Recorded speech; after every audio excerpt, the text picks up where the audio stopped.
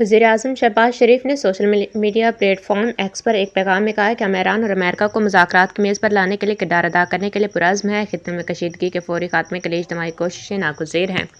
انہوں نے لکھا کہ جنگ سے ایران سمیت کئی مسلم ممالک میں جانی و مالی نقصان ہو رہا ہے۔ ایران سمیت برادر مسلم ممالک میں معیشت اور املاک کو بھاری نقصان پہنچا ہے۔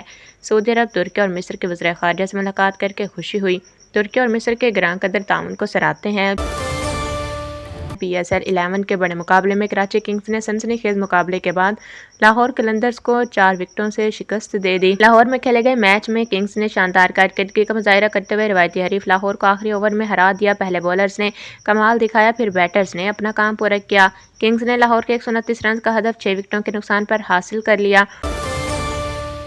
وزیراعظم شہباز شریف نے سعودی عرب کے وزیر خارجہ فیصل بن فرحان کو یقین دہانی کروائی کہ پاکستان ہمیشہ ان کے ملک کے شانہ بشانہ کھڑا رہے گا۔ وزیراعظم شہباز شریف سعودی عرب کے وزیر خارجہ فیصل بن فرحان نے ملاقات کی۔ اس موقع پر نائب وزیر اعظم اسحاق ڈار، مشیر قومی سلامتی لیفٹیننٹ جنرل محمد عاصم ملک اور معاون خصوصی موجود تھے۔ تہران۔ امریکہ اور اسرائیل کی جانب سے ایران کے شہر تبریز میں حملے کی اطلاعات ہیں، جس میں ایک اہم پیٹرو کیمیکل پلانٹ کو نشانہ بنایا گیا ہے۔ ایرانی سرکاری میڈیا کا اس حوالے سے کہنا ہے کہ حملے میں تبریز پیٹرو کیمیکل پلانٹ کے ایک یونٹ کو نشانہ بنایا گیا، جس کے بعد علاقے میں ہنگامی صورتحال پیدا ہو گئی۔ رپورٹس کے مطابق ریسکیو اور آپریشنل ٹیمیں فوری طور پر جائے وقوع پر پہنچ گئیں اور صورتحال کو کنٹرول میں لینے کی کوششوں میں مصروف ہیں۔